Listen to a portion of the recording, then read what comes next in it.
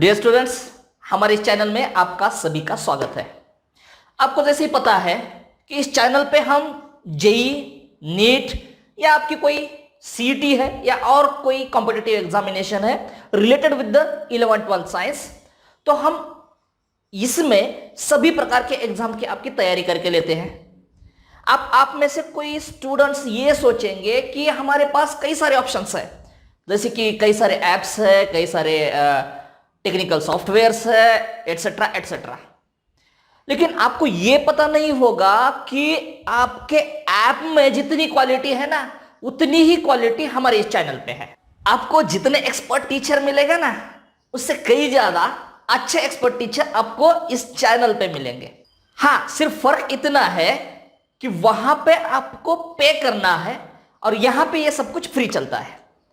तो ये आपको सोचना है कि आपको फ्री का यूज करके, जो लॉकडाउन चल रहा है स्कूल और कॉलेज के लिए, उस लॉकडाउन में जो टाइम वेस्ट हो रहा है उस टाइम का यूज करना है आपको, या आपको किसी ऐप के लिए पेड करके वहां पे कुछ कुछ सीखना है या कुछ कुछ नहीं सीखना है, या ये एक स्टेटस बन गया है कि हमारे पास ये ऐप है, हमने ये ऐप खरीदा।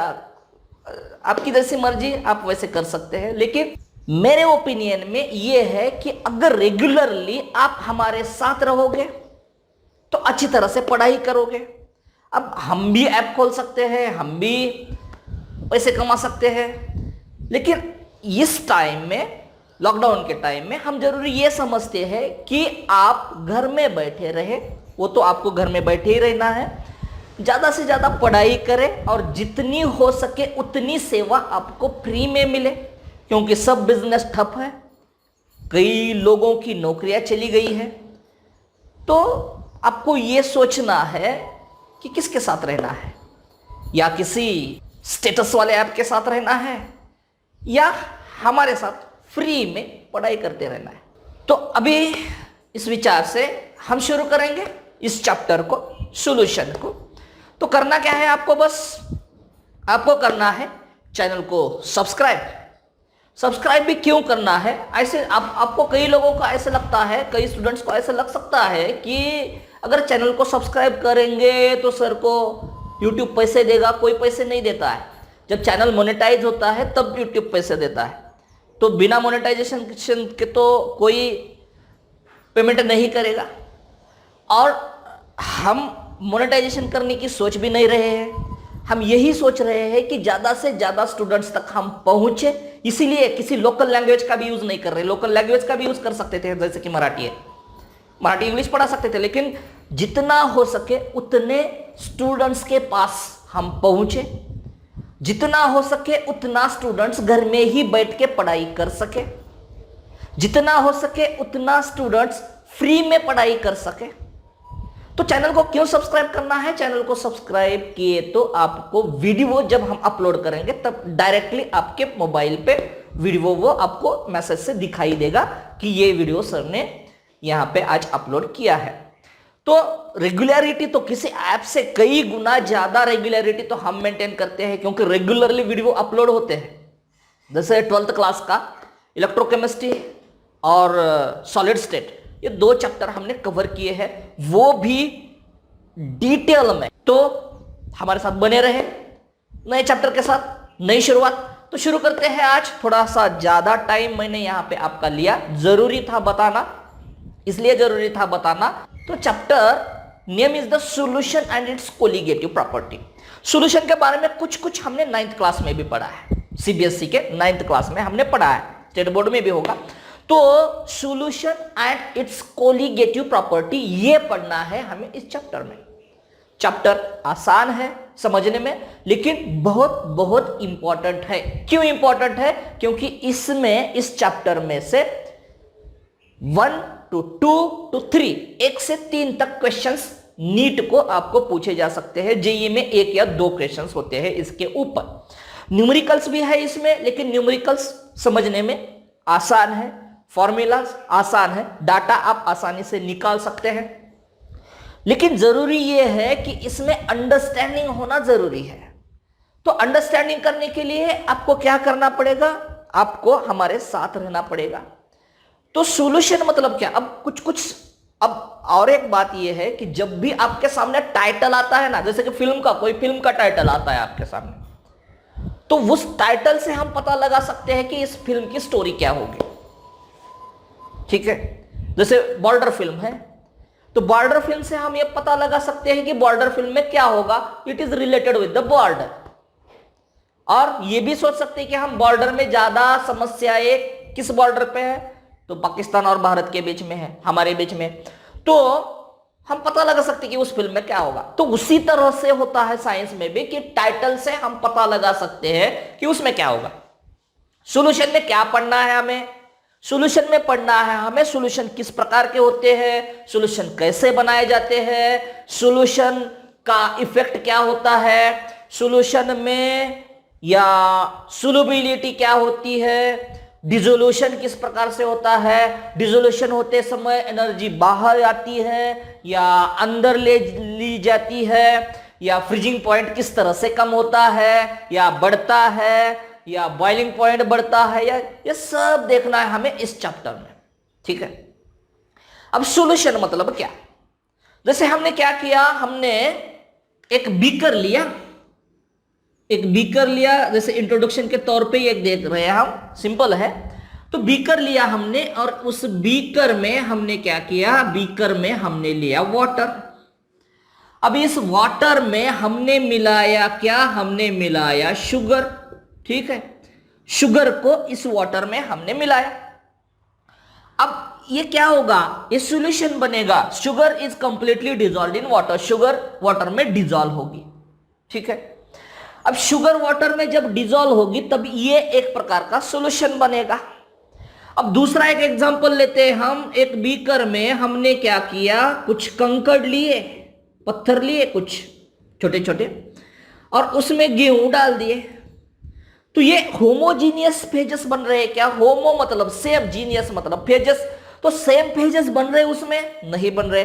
जैसे कि शुगर और वाटर डिजॉल्व, तो वाटर में अगर शुगर डिजॉल्व होगा ना तो पता नहीं चलेगा कि अब शुगर के क्रिस्टल्स कहां है, शुगर के पार्टिकल्स कहां है, पता नहीं चलेगा। लेकिन कंकड़ में अगर गेहूं मिलाते हैं हम तो आसानी से गेहूं को और कंकड़ को आसानी से अपने हाथ से निकाल सकते हैं, अलग कर सकते हैं, हमने पढ़ा है। तो इसको बोलेंगे सॉल्यूशन, और इसको बोलेंगे क्या, इसको बोलेंगे मिक्सचर। ये क्या है, ये मिक्सचर है, ये क्या है, ये सॉल्यूशन है। 9th क्लास में पढ़ा है हमने सॉल्यूशन। तो सॉल्यूशन क्या है, सॉल्यूशन होमोजीनियस फेज है। ठीक है, होमोजीनियस फेजेस है, सेम फेजेस है। होमोजीनियस फेजेस मतलब क्या, सेम फेजेस है, इसके डिफरेंट फेजेस नहीं है। मतलब शुगर और वाटर को अलग नहीं कर सकते, आसानी से हाथ से अलग कर सकते, क्रिस्टलाइजेशन करके अलग कर सकते, तो यह सॉल्यूशन है। तो सॉल्यूशन के कई सारे टाइप्स है, depends on the different points. जैसे कि सॉल्यूशन में कितने कंपोनेंट्स है उसके ऊपर सॉल्यूशन का क्लासिफिकेशन, सॉल्यूशन के पार्टिकल साइज, सॉल्यूशन में जो पार्टिकल, अब और एक बात देखेंगे इसमें सोल्यूट कौन है और सॉल्वेंट कौन है। इसमें सोल्यूट कौन है और इसमें सॉल्यूशन में सॉल्वेंट कौन है, इसको हटाते हैं, ये मिक्सचर है। तो हमें पढ़ना है सॉल्यूशन के बारे में, तो सॉल्यूशन के बारे में हम पढ़ते रहेंगे।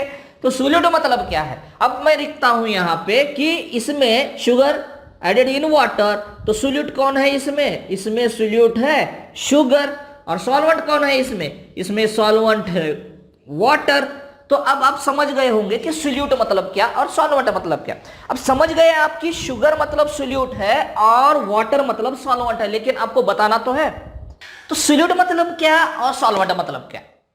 तो हम ये कह सकते हैं इसमें ज्यादा क्वांटिटी किसकी है, ज्यादा क्वांटिटी वाटर की है।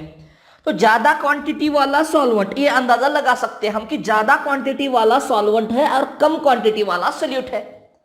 तो ज्यादा क्वांटिटी वाला कौन है इसमें, वाटर है, तो water solvent. So more quantity, ऐसे अप्रोक्सीमेटली ब्रॉडली हम कह सकते हैं कि more in quantity is called as solvent and less in quantity is called as solute. ये हमने एक डेफिनेशन बनाई यहां पे।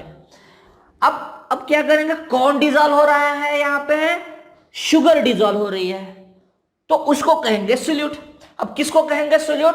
विच डिजॉल्व्स इन अदर, जो दूसरे में डिजॉल्व होता है उसको क्या कहेंगे? उसको कहेंगे solute. So which dissolves in other, ये भी डेफिनेशन बना सकते हैं हम कि विच डिजॉल्व्स इन अदर, जो दूसरे में घुलता है उसे क्या कहेंगे? उसे कहेंगे सोल्यूट। अब यहां पे कौन घुल रहा है? शुगर घुल रहा है। किस में घुल रहा है? वाटर में घुल रहा है। तो वाटर क्या हुआ? वाटर हुआ सॉल्वेंट। तो अब सॉल्वेंट की डेफिनेशन क्या बनाएंगे? सॉल्वेंट की डेफिनेशन बनाएंगे विच dissolves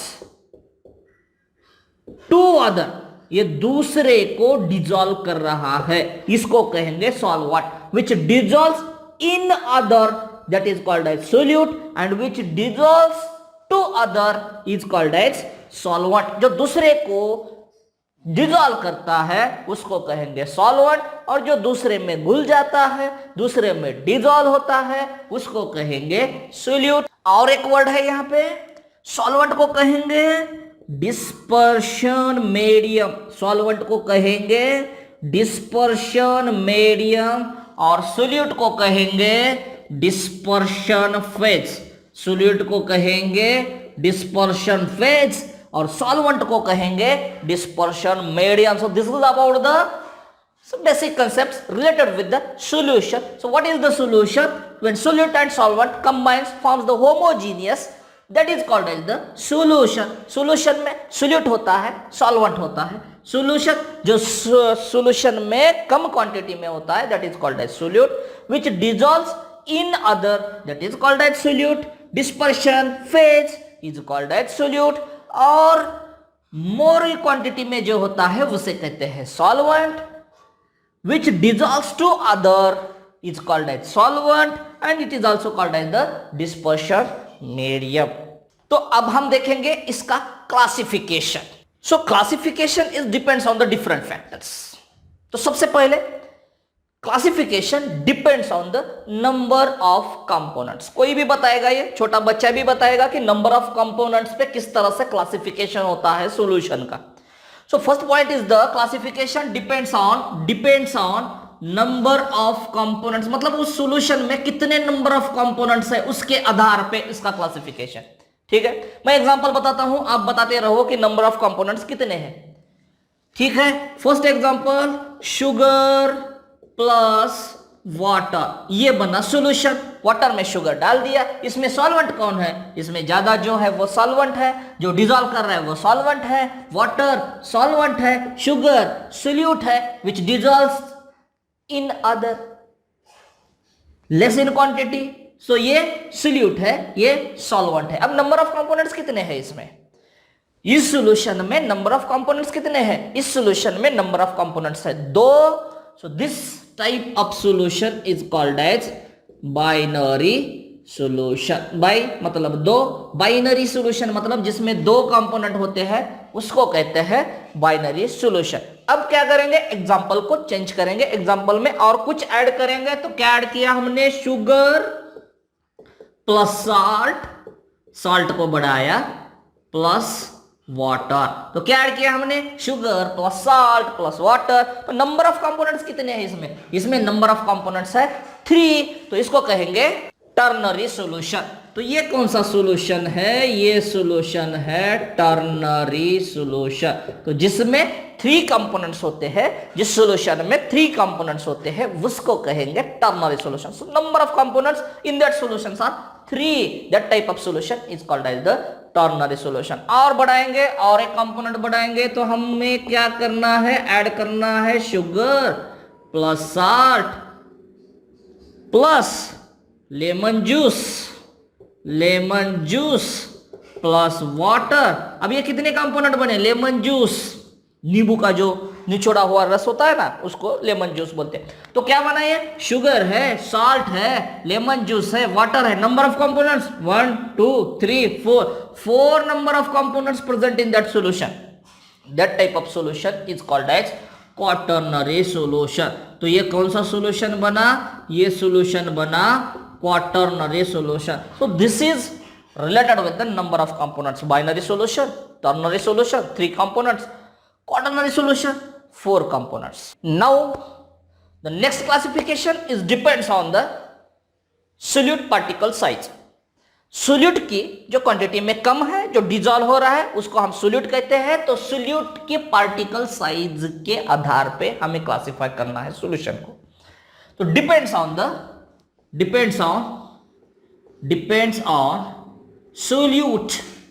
solute particle size depends पे हमें क्लासिफाई करना है सॉल्यूशन को। ठीक है, तो एग्जाम्पल बताता हूं मैं। पहले आपको आइडेंटिफाई करना है, इसमें आपको ऑब्जर्व करना है कि इस सॉल्यूशन में क्या डिफरेंस है इस सॉल्यूशन में। तो फर्स्ट एग्जांपल लेते हैं हम। अगर एक एग्जांपल आपको समझ में नहीं आ रहा है तो दूसरा लेंगे, तीसरा लेंगे। तो फर्स्ट एग्जांपल है शुगर प्लस वाटर, जो अभी हमने डिस्कस किया ना, शुगर प्लस वाटर। तो शुगर प्लस वाटर लिया हमने बीकर में, एक सॉल्यूशन बना। ठीक है। अब नहीं समझ रहा है तो और एक एग्जांपल बताता हूं मैं। यहां पे हमने लिया सॉल्ट प्लस वाटर, ये अलग एग्जांपल है, ये अलग एग्जांपल है। तो हमने क्या किया, सॉल्ट प्लस वाटर लिया, इस बीकर में एक सॉल्यूशन बना यहां पे। तो ये एक टाइप है सॉल्यूशन का। सोल्यूट, इसके सोल्यूट के पार्टिकल की साइज कुछ है, पता चलेगा अभी। अब दूसरे बीकर में हमने क्या किया, दूसरे बीकर में हमने लिया गम मतलब इंग्लिश गम, हिंदी गम नहीं। तो गम प्लस हमने लिया वाटर। क्या किया हमने यहां पे, हमने गम प्लस वाटर लिया। तो ये एक बना दूसरे टाइप का सॉल्यूशन। ये दूसरा एग्जांपल, ये तो फर्स्ट एग्जांपल हुआ। सेकंड एग्जांपल देखते हैं हम इसका। यहां पे लिया हमने हनी लिया, शहद लिया यहां पे। ये भी पता नहीं चल रहा है आपको, तो हमने यहां पे क्या किया, हमने यहां पे लिया मिल्क।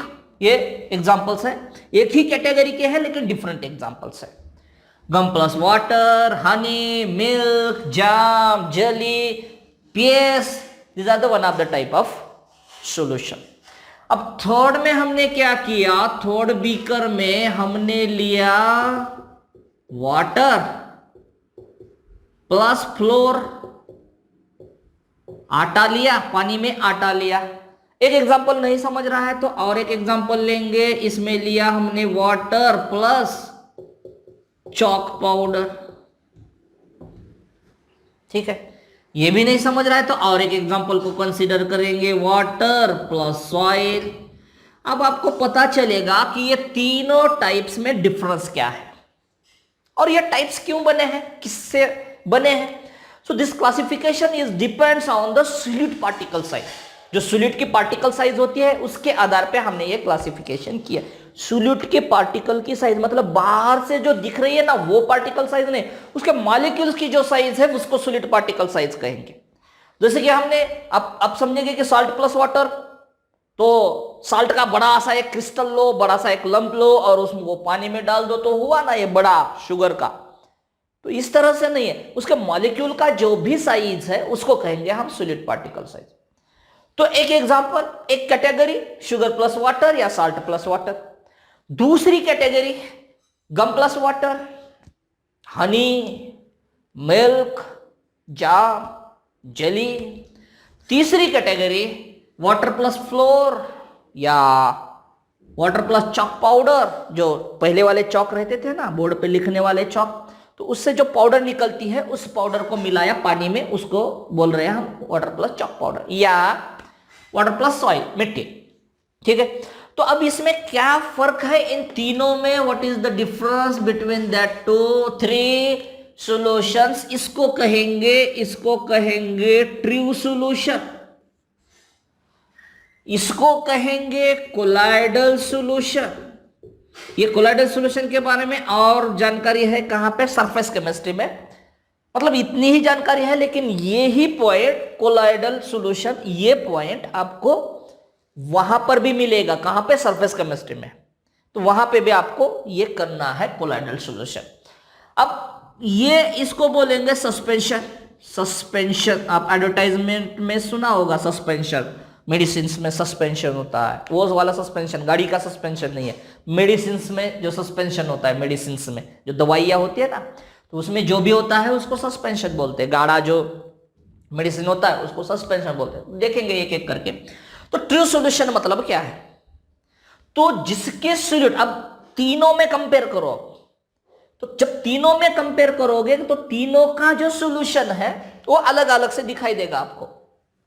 ये आपको क्लियर सॉल्यूशन दिखाई देगा, क्लियर दिखाई देगा, मतलब का जब डिजोल्व हुआ, घुल गया उसमें, तो उसके बाद में सॉल्यूट की पार्टिकल, सॉल्यूट कहां पे है, मतलब शुगर कहां पे है या साल्ट कहां पे है, ये आपको पता नहीं लगेगा।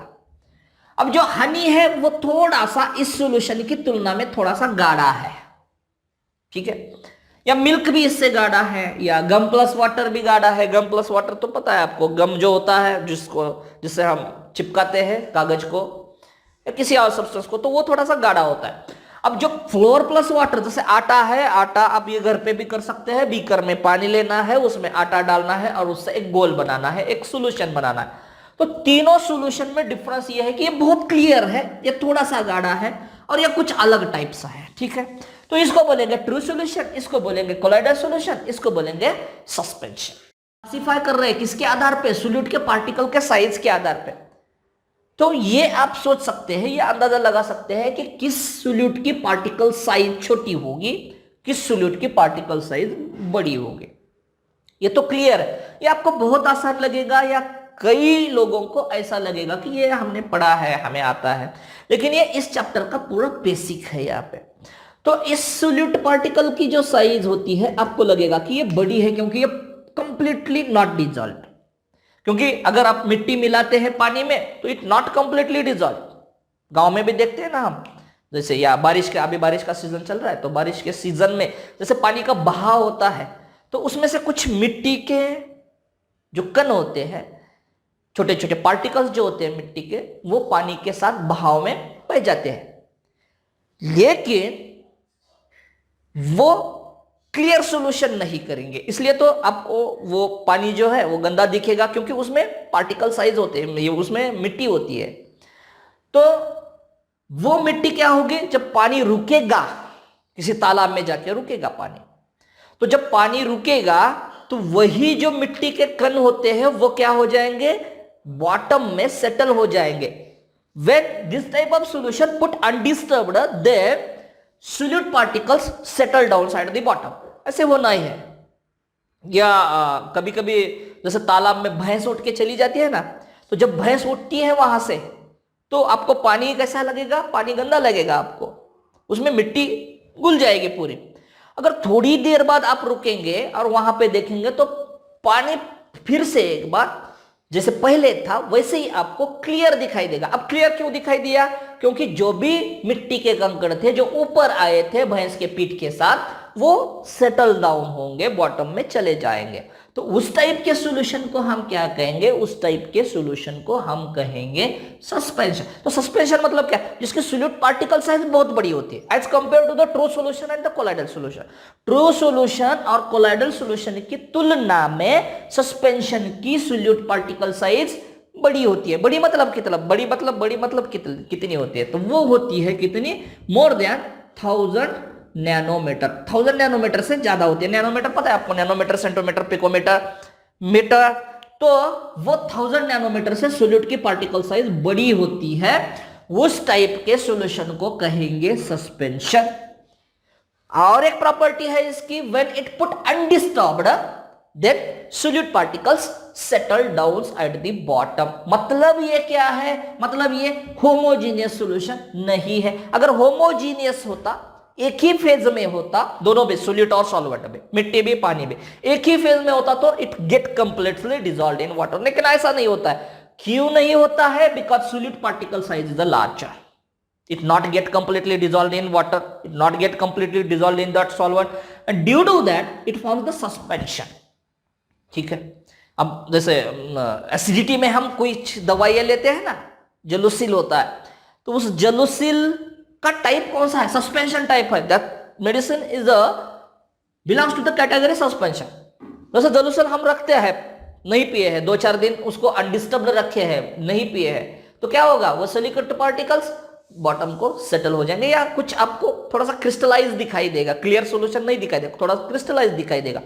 तो वो किस वजह से, क्योंकि उसमें जो सोल्यूट्स है that solute having larger in size, that is more than the 1000 nanometre. तो आपको अब पता चला है कि सस्पेंशन क्या होता है। और एक पॉइंट हमें डिस्कस करना, लेकिन पहले इस पॉइंट को क्लियर करेंगे। तो ये क्लियर सॉल्यूशन है, ट्रू सॉल्यूशन बोलते हैं हम इसको। अब ट्रू सॉल्यूशन में सॉलिड पार्टिकल साइज बहुत कम होती है, बहुत कम मतलब कितनी, लेस देन 1 नैनोमीटर। 1 नैनोमीटर से इसकी पार्टिकल साइज कम होती है। अभी ऑप्शन में आपको नैनोमीटर में पूछा जाएगा, या सेंटीमीटर में पूछा जाएगा, या मीटर में पूछा, वो कन्वर्ट आपको करना है, ठीक है। तो 1 नैनोमीटर से जिसकी सॉलिड पार्टिकल साइज कम होती है उससे बनता है क्या, उससे बनता है ट्रू सॉल्यूशन। अब ये जो कोलाइडल सॉल्यूशन है इसकी solid particle size is larger than the solute particle size of true solution and smaller than the solute particle size of suspension. Suspension के सॉल्यूट पार्टिकल से छोटी होती है और ट्रू सॉल्यूशन के सॉल्यूट पार्टिकल साइज से बड़ी होती है, मतलब इसमें और इसके बीच में। तो in between 1 nanometre to 1000 nanometre, उससे 1 नैनोमीटर से ज्यादा और 1000 नैनोमीटर से कम, उसको बोलते हैं कोलाइडल सॉल्यूशन, ठीक है। अब कोलाइडल सॉल्यूशन की एक बहुत इंपॉर्टेंट प्रॉपर्टी जो है उसको हम डिस्कस करेंगे, बहुत इंपॉर्टेंट प्रॉपर्टी है। सीबीएसई में 10th क्लास को भी है, सीबीएसई बोर्ड में कई बार पूछा भी गया है, यहां पे भी पूछा जाता है सीबीएसई बोर्ड में। तो ये जो कोलाइडल सॉल्यूशन है, यहां पे हमने कोलाइडल सॉल्यूशन लिया, समझो यहां पे मिल्क लिया हमने, आसान है ये घर पे करने के लिए। सिर्फ क्या करना है आपको करना है, लेना है कांच का ग्लास जो ट्रांसपेरेंट होता है, कांच का ग्लास लेना है आपको, उसमें भर देना है मिल्क को। मिल्क अगर बहुत गाढ़ा है तो उसमें थोड़ा सा वाटर मिलाइए, ठीक है। मिल्क अगर आप खरीदते हैं बाहर से दूध वाले से तो उसमें वाटर मिलाने की जरूरत नहीं है, वही वाटर मिला के आपको देता है। तो that is perfect for experiment of the colloidal solution, ठीक है। अब हमें क्या करना है, अब हमें इसके ऊपर लाइट को फोकस करना है। समझो ये टॉर्च है, तो इस टॉर्च से हमें इसके ऊपर लाइट को फोकस करना है। इस कोलाइडल सॉल्यूशन पे हमने क्या किया, हमने लाइट को फोकस किया। अब होगा क्या, आप देख सकते हैं एक्सपेरिमेंट करके, होगा क्या, यहां पे आपको लाइट बाहर, यहां से अंदर जा रही है, यहां से बाहर आ रही है, तो आपको ये लाइट बाहर आती हुई दिखाई देगी, ठीक है। अब जब लाइट बाहर आती हुई दिखाई देगी तो यहां पे आपको कहां से लाइट पास हो रही है इस सॉल्यूशन में, ये भी दिखाई देगा इसमें। So this path is naked, यहां पे आपको पाथ दिखाई देगा, किसका, लाइट का पाथ दिखाई देगा आपको। सो when light focused on the colloidal solution, that light transmit from the colloidal solution and path is seen by the naked eyes. हमारी आंखों से, खुली आंखों से, without microscope, without any other instrument, तो खुली आंखों से हम इसका पाथ देख सकते हैं, कहां से ये लाइट पास हो रहा है उस सॉल्यूशन में, ठीक है। तो ये क्यों हो रहा है, अब जैसे कि हमने इस सॉल्यूशन में, मतलब ट्रू सॉल्यूशन के ऊपर अगर हमने टॉर्च से लाइट फोकस किया तो लाइट यहां पर ट्रांसमिट होगी, यहां पे रिफ्लेक्ट, यहां पर लाइट आपको दिखाई देगी, लेकिन इस सॉल्यूशन में कोई पाथ आपको दिखाई नहीं देगा, कोई भी पाथ नहीं दिखाई देगा। लाइट तो पास होगी वहां से, so light can pass from that solution but path cannot see by the naked eyes। अपनी आंखों से लाइट कहां से पास हो रही है उसका पाथ हमें दिखाई नहीं देगा, किसमें, ट्रू सॉल्यूशन। लेकिन कोलाइडल सॉल्यूशन में आपको उसका पाथ दिखाई देगा उस लाइट का। So when light focused on the colloidal solution, scattering of light takes place. क्यों पाथ दिखाई दे रहा है यहां पे लाइट का, क्योंकि यहां पे लाइट की स्कैटरिंग हो रही, तो इसको कहेंगे क्या, स्कैटरिंग ऑफ लाइट। अब हमें यह सोचना है कि कोलाइडल सॉल्यूशन में ही लाइट का स्कैटरिंग क्यों होता है, ट्रू सॉल्यूशन में लाइट का स्कैटरिंग क्यों नहीं होता है। लाइट तो पास होती है लेकिन पाथ नहीं दिखाई देता। पाथ नहीं दिखाई देता क्योंकि scattering of light does not takes place. तो इसमें क्यों लाइट का स्कैटरिंग होगा? क्योंकि solid particle size, this solid particle size is very small, less than 1 nanometre, forms completely clear solution, homogeneous solution, so that solute are not able to scatter a light। वो solutes light scatter नहीं कर पाएंगे क्योंकि उसकी capability उतनी नहीं है। Now we will move towards the colloidal solution। So colloidal solution particle size is the medium। So when light focused on the colloidal solution, due to its medium size, light can be scattered। So solute particles of the colloidal solutions able to scatter a light। क्या करेंगे? colloidal solution के जो solute particles है वो light को scatter कर सकते हैं, that is the scattering। और उसी वजह से हमें इसका पाथ दिखाई दे रहा है उस सोल्यूशन में, जो लाइट फोकस कर लाइट पास हो रही है वहां से, उससे इसमें हमें उसका पाथ क्लियरली दिखाई दे रहा है। So this effect is a very very important effect and that effect is called as Tyndall effect. Tyndall, टिंडा नहीं, टिंडाल इफेक्ट। इसको क्या कहेंगे हम? इसको कहेंगे Tyndall effect. What's observed by the Tyndall, so it is called as the Tyndall effect. अब Tyndall effect थोड़ा सा ये इसको जूम करके देखते हैं। जैसे ये सोलिड पार्टिकल है किसका? कोलाइडल सॉल्यूशन का। जैसे हमने इसके ऊपर लाइट फोकस किया तो लाइट फोकस करने से इसकी सोलिड पार्टिकल साइज मीडियम होने के कारण ये लाइट को चारों दिशाओं में स्कैटर करेगा। चारों नहीं, कई दिशाओं में इसको स्कैटर करेगा।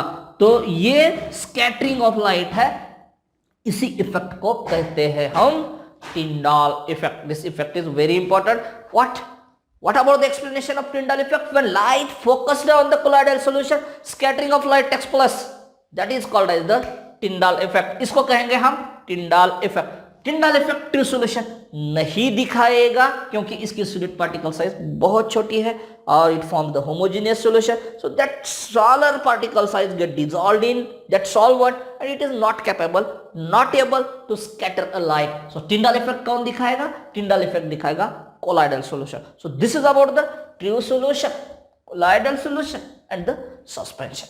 So इसके साथ शुरू करेंगे next classification। Next classification depends on the basis of strength। उस सॉल्यूशन की स्ट्रेंथ क्या है, उसके पावर क्या है, इसके ऊपर क्लासिफिकेशन करेंगे, क्लासिफाई करेंगे हम सॉल्यूशन को। तो फर्स्ट है कॉन्सेंट्रेटेड सॉल्यूशन। हमने सुना है ना, लेबोरेटरीज में कई बार सुना है हमने कॉन्सेंट्रेटेड सॉल्यूशन। हमने सुना है डाइल्यूट सॉल्यूशन, डाइल्यूट सॉल्यूशन। हमने सुना है सैचुरेटेड सॉल्यूशन, हमने सुना है अनसैचुरेटेड सॉल्यूशन, हमने सुना है सुपर सैचुरेटेड सॉल्यूशन। ठीक है। So depends on the strength of solution is classified. Concentrated sulphuric acid, concentrated hydrochloric acid, dilute sulphuric acid, dilute hydrochloric acid, किसकी स्ट्रेंथ ज्यादा होती है, किसकी पावर ज्यादा होती है, कॉन्सेंट्रेटेड की या डाइल्यूट की? किसकी पावर ज्यादा होगी? Concentrated, dilute. तो किसे कहेंगे कॉन्सेंट्रेटेड, किसे कहेंगे डाइल्यूट? तो जिसमें सोल्यूट ज्यादा होगा उसको कहेंगे कॉन्सेंट्रेटेड। मतलब हाइड्रोक्लोरिक एसिड मतलब क्या? HCl plus water. क्योंकि HCl अगर वेपर्स फॉर्म में होता है ना, गैसियस फॉर्म में, आपको ध्यान में रखना है, HCl अगर वेपर्स फॉर्म में होता है, गैसियस फॉर्म में होता है, तो वो एसिड नहीं होता है। It not gives the H plus ions, and those gives the H plus ions is called as the acid in water according to Arrhenius। मैं नहीं कह रहा हूं, कौन कह रहा है? Arrhenius कह रहा है। तो Arrhenius क्या कहता है? जो H plus देता है पानी में, in aqua, in water, which gives the H plus ion, that is called as acid, which gives OH minus ion, that is called as base। किसमें? वाटर में। तो concentrated solution कहे किसे कहेंगे? जिसमें सोल्यूट ज्यादा होता है। कॉन्सेंट्रेटेड HCl मतलब HCl प्लस वाटर है, एसिड है मतलब HCl प्लस वाटर है, लेकिन उसमें ज्यादा कौन है? मतलब उस सॉल्यूशन में HCl की स्ट्रेंथ ज्यादा है, उसको कहेंगे concentrated. So more quantity of solute in that solution is called as concentrated solution. For example, हमने 100 ml वाटर लिया और उसमें 50 ml एसिड मिलाया, ठीक है। कभी भी डाइल्यूट करते समय आपको ध्यान में रखना है, पता है नहीं है छोड़ो, आपको ध्यान में रखना है डाइल्यूट करने के लिए क्या करना पड़ेगा हमें। डाइल्यूट मतलब क्या, तो पहले डिस्कस करेंगे what is the concentrated solution. तो जिसमें सोल्यूट ज्यादा होता है, सोल्यूट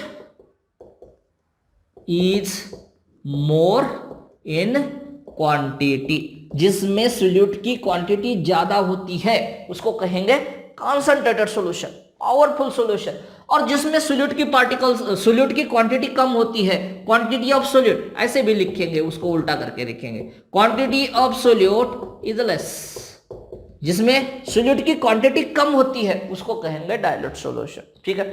अब हमें क्या करना है, आपको HCl दे दिया हमने, हाइड्रोक्लोरिक एसिड दे दिया आपको, एसिड है ये, HCl एसिड है, तो इसको बोला आपको डाइल्यूट करने के लिए। तो क्या करेंगे आप, डाइल्यूट करना है इसको, हमें क्या करेंगे आप,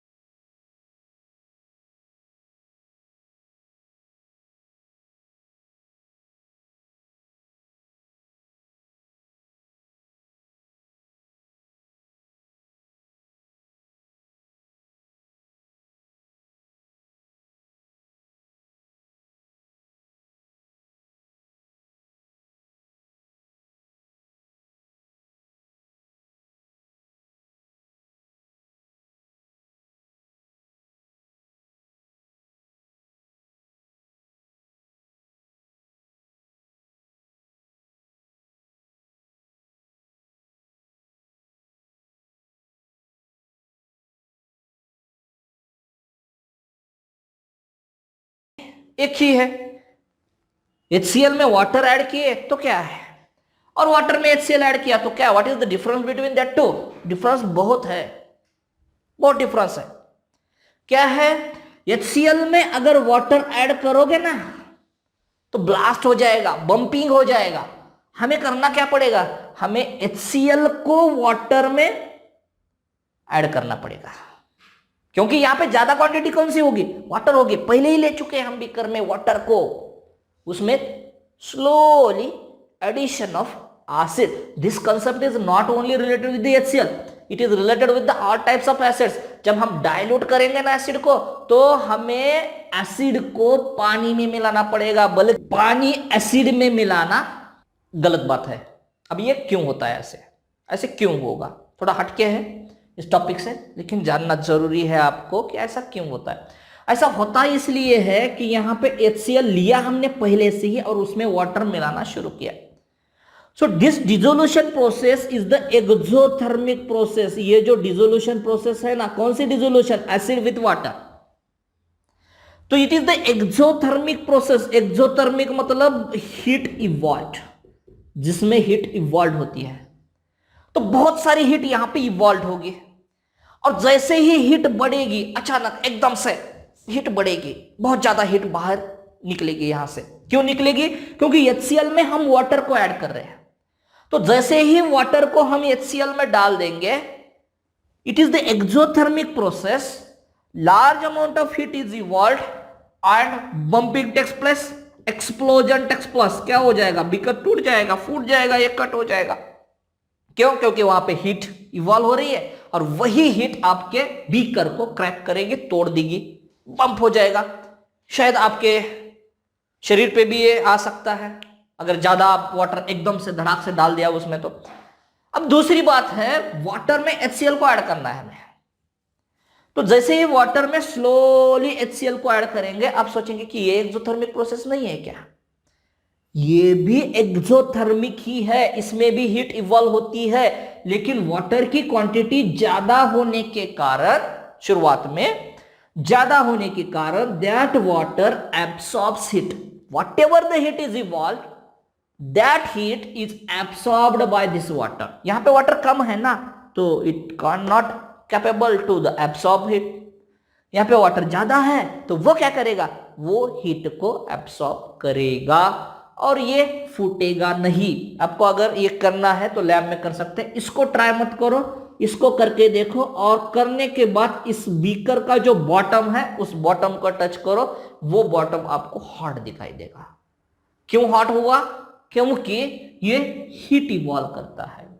सो this is about the concentrated solution और डाइल्यूट सॉल्यूशन। तो आपको हमेशा ध्यान में रखना है कि डाइल्यूट करते समय एसिड में पानी कभी मिलाया नहीं जाता है, पानी में एसिड मिलाया जाता है, वो राइट प्रोसेस है। कई बार पूछा, आपके ओलंपियाड एग्जाम में भी ये क्वेश्चन कई बार पूछा गया है, या सीटी में पूछा जा सकता है for the dilution which process is the correct, और नीचे ऑप्शन दिए होंगे कि ये इसमें मिलाया, ये इसमें मिलाया। आपको ध्यान में रखना है कि डाइल्यूशन प्रोसेस में एसिड कहां पे है और वाटर कहां पे है।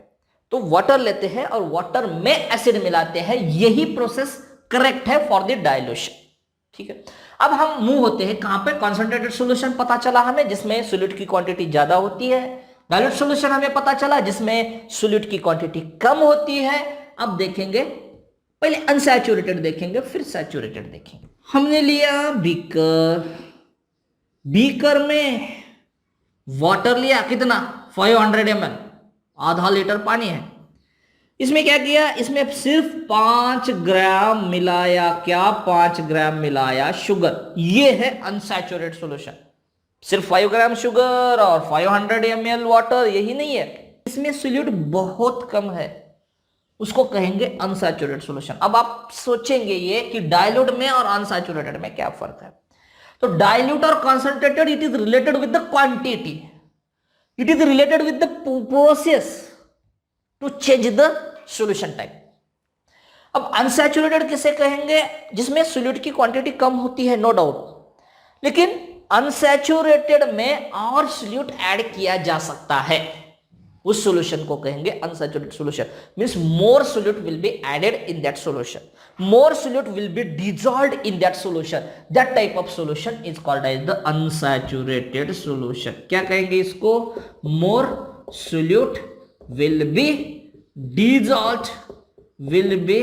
dissolved in this solution, in unsaturated solution, in unsaturated solution, और सोल्यूट ऐड किया जा सकता है इसमें, इसको कहेंगे अनसैचुरेटेड सॉल्यूशन।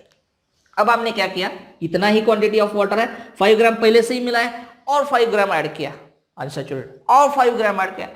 अब ये कंडीशन ऐसी आएगी कि after that no more solute will be dissolve. इसके बाद अब सोल्यूट इसमें डिसॉल्व नहीं होगा, उस सॉल्यूशन को हम कहेंगे सैचुरेटेड सॉल्यूशन। सैचुरेटेड सॉल्यूशन मतलब क्या? No more solute will be added in that solution. ऐसी कंडीशन है कि अब इस सॉल्यूशन में सोल्यूट डिसॉल्व नहीं होगा।